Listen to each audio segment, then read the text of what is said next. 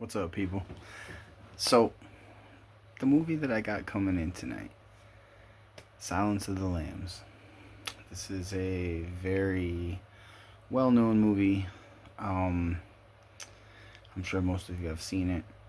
I saw it when I was young, as I got to be like a late teenager into my 20s. I didn't really have time to watch movies. I wasn't caring about it. I was trying to make money. And it wasn't until, later on in life after I've been married and have kids and done my thing, gotten divorced, and now I was looking for something to do with Afton, I decided we could start watching movies again. So, Silence of the Lambs, I haven't seen it in a very long time. Now, I have always been a big fan of Jodie Foster since the day that I saw Freaky Friday. I loved that movie when I was a kid, and I loved most of the things that she really ever did, most of the work that she's done. I find her to be one of the better actresses of my generation. Now, she's always lauded for her performance in this film, as well, obviously, as Anthony Hopkins, Ted Levine, who you would probably know played Buffalo Bill. In this movie, there, all of the actors and actresses in this movie were excellent. There wasn't a single person who didn't do their job, and due to the fact that I think many of the performances in this film are unheralded to an unfair degree, like literally an unfair degree. I'm going to give a shout out to Scott Glenn, who played Clarice Starling's boss, Jack Crawford, Brooke Smith, who played.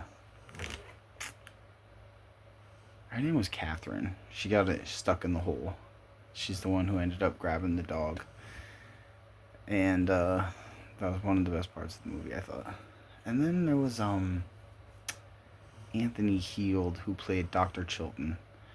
Dr. Chilton is Hannibal Lecter's doctor in the institution that they have him in at the beginning of the movie. Now, I thought he was just as creepy as Hannibal Lecter, to be perfectly frank about it. The idea that a psychiatric doctor of medicine would mistreat a patient, no matter what they've done, really, is just quite despicable. So, that character, he played a good creep. He just really did. Now, that being said, as you dive into the bones of this movie, and when you're really paying attention to it, one thing I noticed about it was that this movie was auditory in a way that was unlike any of the movies that I've watched to this date. Um, the littlest thing, like the scratch of a pen writing a note, or something dropping on the floor, or a breath in the darkness, like it is so it's so important to the aura of the movie, and the environment of everything that's happening, that the sound creates a large portion of this film.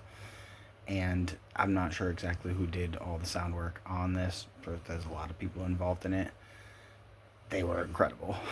I mean, you're talking remarkable stuff. I can't even believe what they were able to do when I really paid attention to it. Now, I know I had watched this movie in the past, like I said, when I was a kid, and I probably didn't really think about it a whole lot. I didn't think about exactly, like, I wasn't watching movies for what's going on. I was just watching them to see a story. And now that I'm trying to pay attention, I mean, like, when I say an auditory, like, dream, it's also an auditory nightmare. Like, the scariest parts of the movie are built on the sound, not even really the visuals of what's happening, although the visuals were well done in this movie also. But the sound creates all the tension, and it does a hell of a job. I mean, there's no question that out of all the movies that I've watched, that one was the most theater worthy film. It's a movie that would have played excellently in a theater. I don't even remember what year it came out, honestly. 91. I was like 12, so I wasn't even old enough to really watch this movie in a theater when it came out. But if I ever see it come out in the theater as like some kind of re-release or something like that for some 50th anniversary or whatever, I'm going. Because this movie has got to be killer in the theater. All that being said, um, if you've never watched this movie, watch it. Even if you don't like horror movies, you should watch it because it's not just a horror movie. It has horror elements to it, but it is more largely like a mind melding. I, I don't even know exactly how to explain it. A thriller. I wouldn't even call it a thriller because it's not really particularly thrilling. Although you're so engaged the whole time that the process of the movie moves along very quickly. I was super impressed with this flick. Like I said, I love Jodie Foster, so she bucks everything up a couple points. But this movie is going to get my first 10. 10 stars, 10 out of 10, however you want to throw it out there. This movie is remarkable, and everyone played their piece perfectly. So, Silence of the Lambs, 10 out of 10. If you've never seen this movie, watch it. If you have seen this movie and it's been a little while, watch it again. Have a good night.